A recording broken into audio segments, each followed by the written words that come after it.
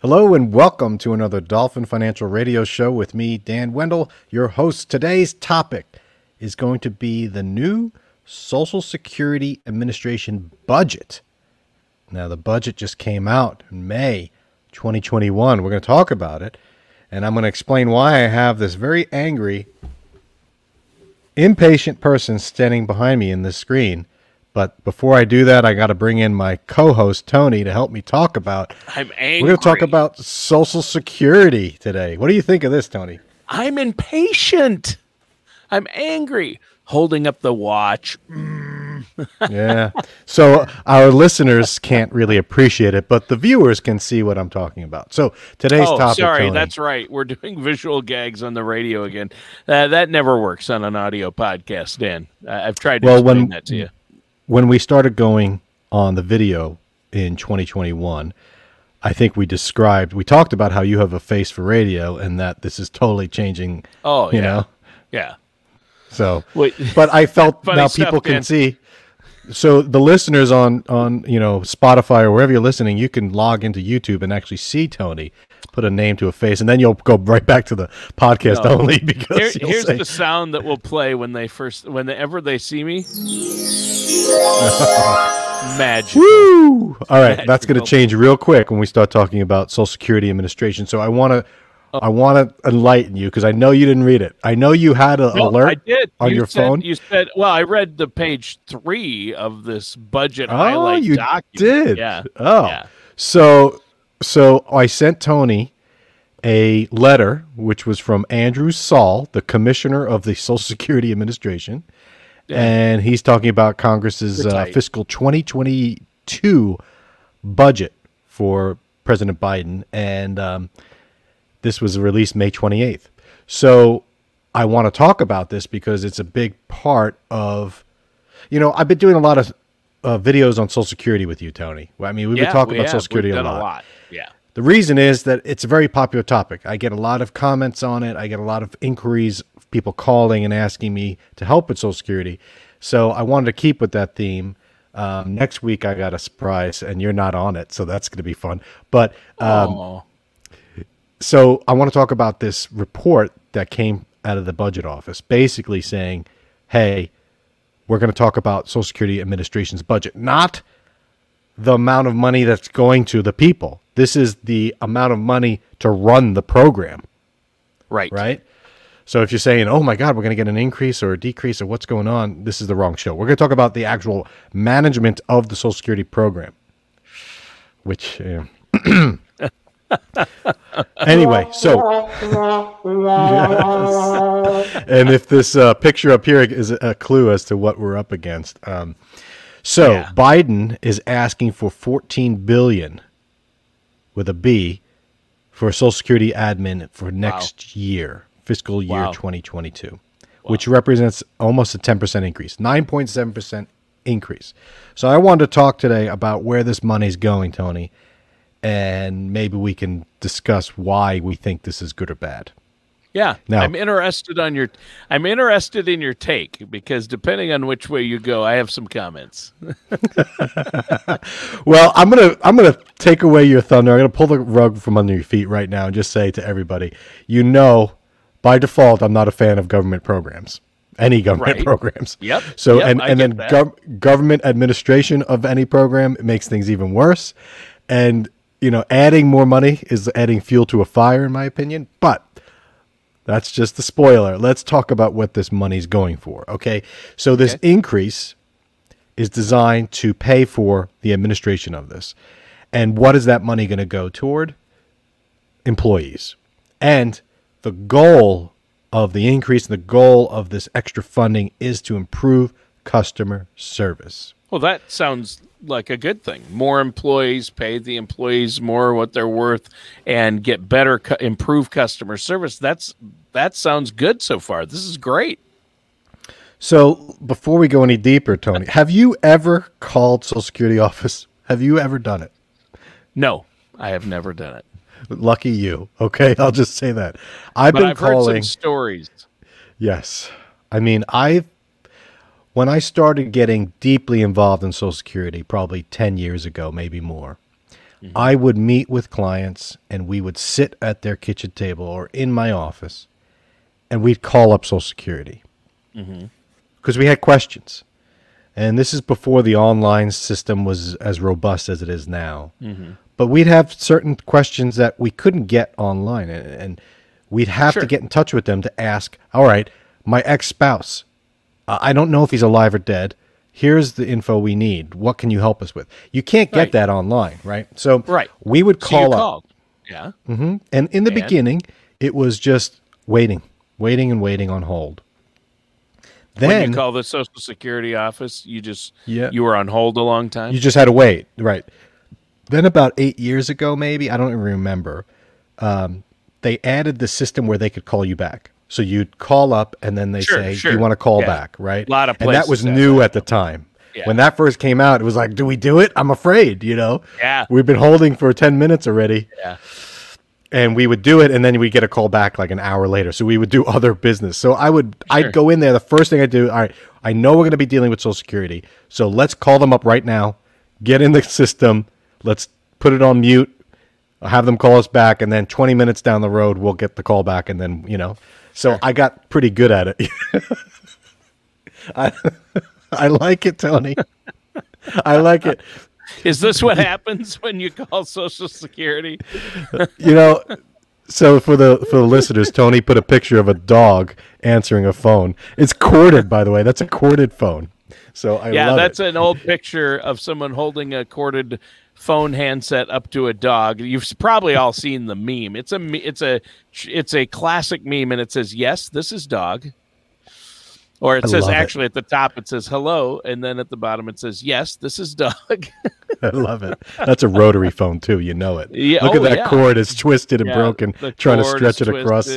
Yep. Get closed in the closet door when you're trying to talk in private. So they need money. They need money to upgrade the phones and to hire actual employees instead of just someone's dog.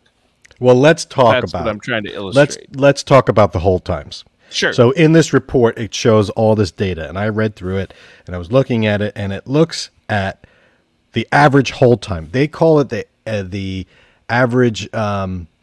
What's the term they use? Average. No, the average time before the service, the call is serviced, or something like that. Yeah. So basically, it's the average hold time. So anyway, 16 minutes. Was the average hold time in 2020. That's before someone picks up the phone and talks to you. Right. 16 minutes. And 7% of the time you get an agent is busy. So the agents are busy 7% of the time where you just, it's not, you're not getting through. Wow. This is a problem. So 16 minutes, I mean, granted, you're not calling a Social Security office every day, right? You're calling it once in a lifetime. Or, for a couple of weeks of your life to get things settled. So it's not the end of the world, but 16 is a long time. So this new budget that they're proposing with this increase, what do you think the new goal is? What would you say is the goal in terms of minutes to answer the phone in 2022? 10 minutes. 12. Their goal, yeah. So they're trying to reduce it by 25%. And 1% agent busy. Right. So that's a big decrease. So the objective here is to reduce that. And how do they do that? They're going to do that by adding more employees. Sure. Right. That's the theory. Yeah. Now, the problem is last year, COVID, no one was going to the offices. Everyone was closed. The offices, you couldn't even go if you wanted to. Right. So you figure they'd have all those people on the phone, but no. The average hold time has been going up. So this is, but I'm not going to be, picking on them. Yeah. Because there is this thing called the baby boomers that are getting older, and more people are turning 62. They're being bombarded. Eligible. And so as we have a larger, older population and more seniors, then they need to obviously step up the number of employees.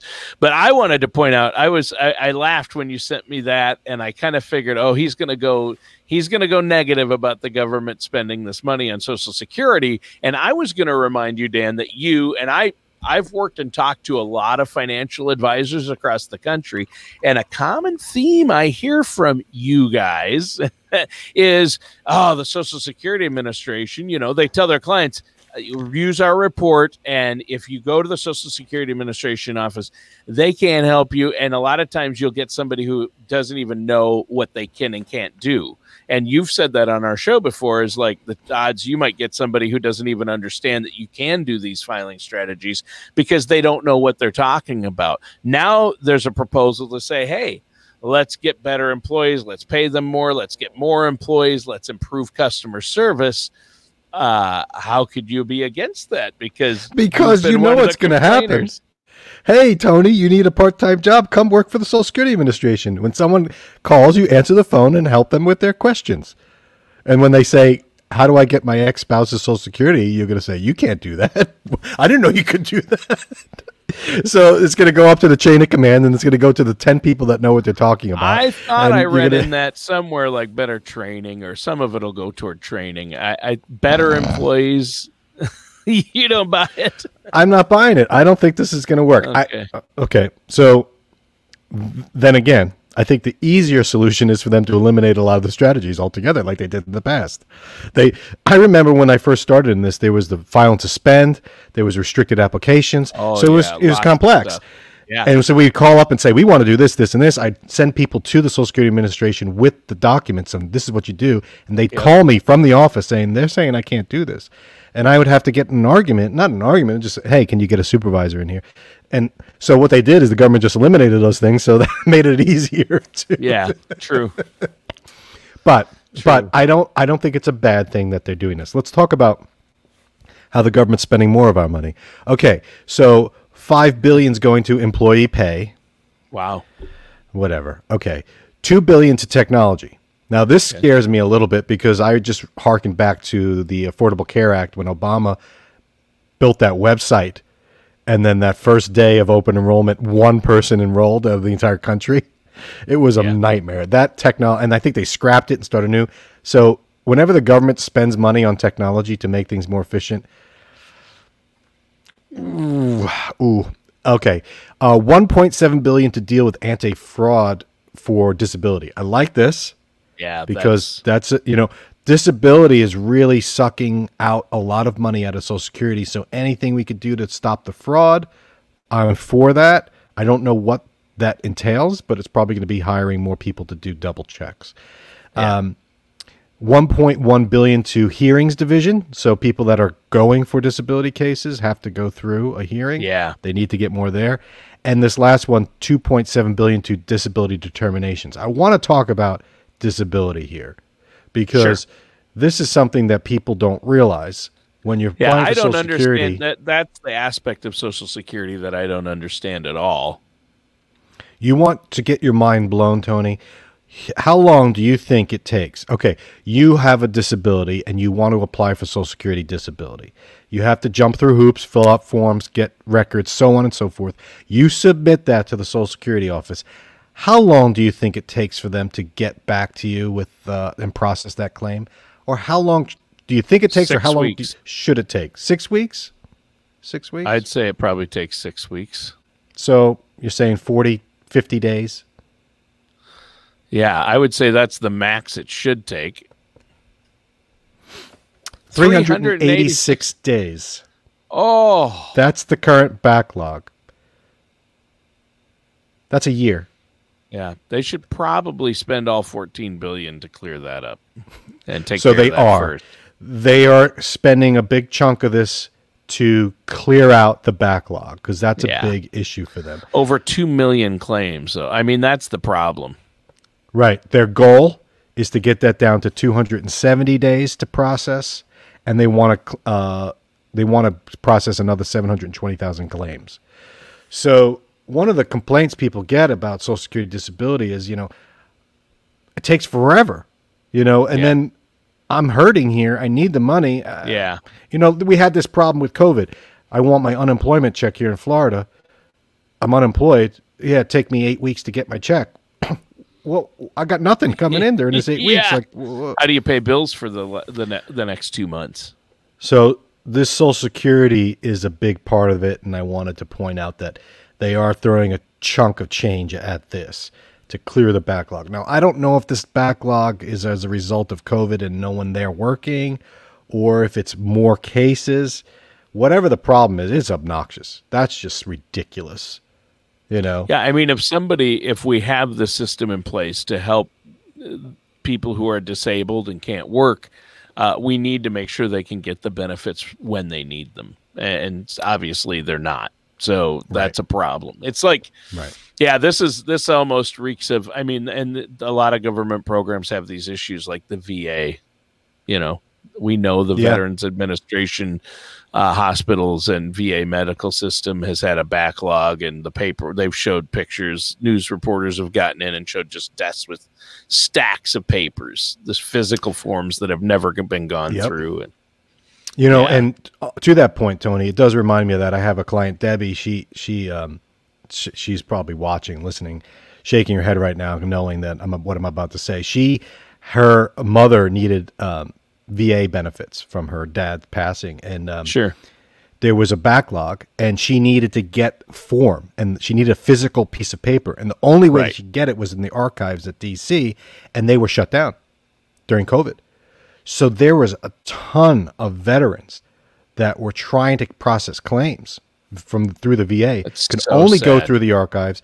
They were shut down. It took an act of actually calling up the local congressional officer and getting him involved. And finally we got something going. But yeah, this type of bureaucracy scares me.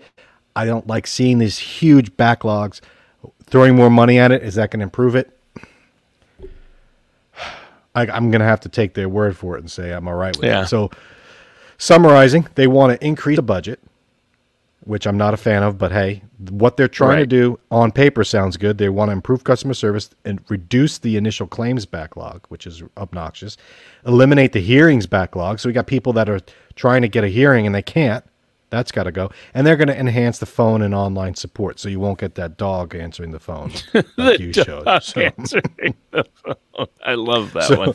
I will conclude. There it is. So this is why I bring you in here. Otherwise, I'd lose my mind. I'd be like this woman in the back right here, waiting on hold for 16 minutes. And you'd be there showing me this picture and making me laugh and realize, not to lose my cool, right? Don't sweat the small stuff. Hello, unfortunately, yes, this is Dog. Social Security is not small. It's a big part of retirement planning, so you got to sweat it, right? It's huge. My recommendation is do not rely on this knight in shining armor to save us here. I'm not convinced that this extra money is going to move the needle that much. So know that the Social Security Office and Administration is absolutely overwhelmed. They are super slow. I don't even care why, they just are, right? So your only I like option. The fact that they're trying to address it at least somehow. I mean, it's better than just sticking their heads in the sand, which apparently they've been doing, right? It doesn't seem like they've been doing anything to address it. So maybe they're just waiting for it to run out of money so that they could redo. But it's only going to get worse, right? So that's a separate conversation. Hey, at least you can. I mean, no one did it. Congress and the. Congress hasn't been acting on this, and the Obama administration did nothing. It appears the Trump administration did nothing. Our no good Congress, our do nothing Congress, as I like to call them, have done nothing. At least there's something being proposed now, and I agree. Throwing money at it may not solve it, but and the reduction is not great. I mean, it's like, go from a year to 265 days instead of 365 days. It's like, okay, it should be 6 weeks max. Right. Yeah, that's a problem. But what are you gonna do? What are you gonna do? There's only one way to get Social Security, and that's going through the SSA, and so. Know this. This is the conclusion. You got to know that there's a backlog. You got to know that there's going to be bumps on the road. So be your own advocate. Have a plan. Create a Social Security plan. Know what you're going to do before you even pick up the phone to call them or go online to fill it out. Know what your plan is. I'm going to claim my own, or I'm going to claim my ex-spouse or my husband's or my deceased wife, whatever it might be. You're going to have a plan. And once you have the plan, then you could say, all right, what can I do online to avoid the nonsense? What can I do over the phone? How can I have a plan if I don't know how all this works and if I'm divorced, how that works? You know how you can have a plan? Work with a financial services professional like yourself who can run a Social Security maximization report, correct? Right. That's it. You have to, I could put the link up here for the different videos on that and how to get it. The key is just making sure you're going in with the info so that you're not relying on them to give it to you. Because Social Security employees are not allowed to give retirement planning advice. They're not allowed. They're allowed to tell you what the rules are and how to fill out forms, but they can't say, hey, Tony, you may want to consider doing this. Now, you might get an employee that thinks that way and helps you, but they're not obligated and they're probably not encouraged to do that. And they're probably not trained or educated to do that in a lot of cases. And that's not their fault. I'm not suggesting they should be. But it's your own fault if you go there calling them, expecting them to give you the guidance. You need to get the guidance first, go to them with the plan and say, this is what I want. Help me get it done ASAP. Yeah. And you're going to want to build that into your plan before you plan on going. You don't want to wait till the last minute. You want to have this in advance. That's my only advice there. Be proactive. I think that's smart. Tony and I do not work for the Social Security Administration. I'm going to bring in the kids. Or any other government agency. That's right.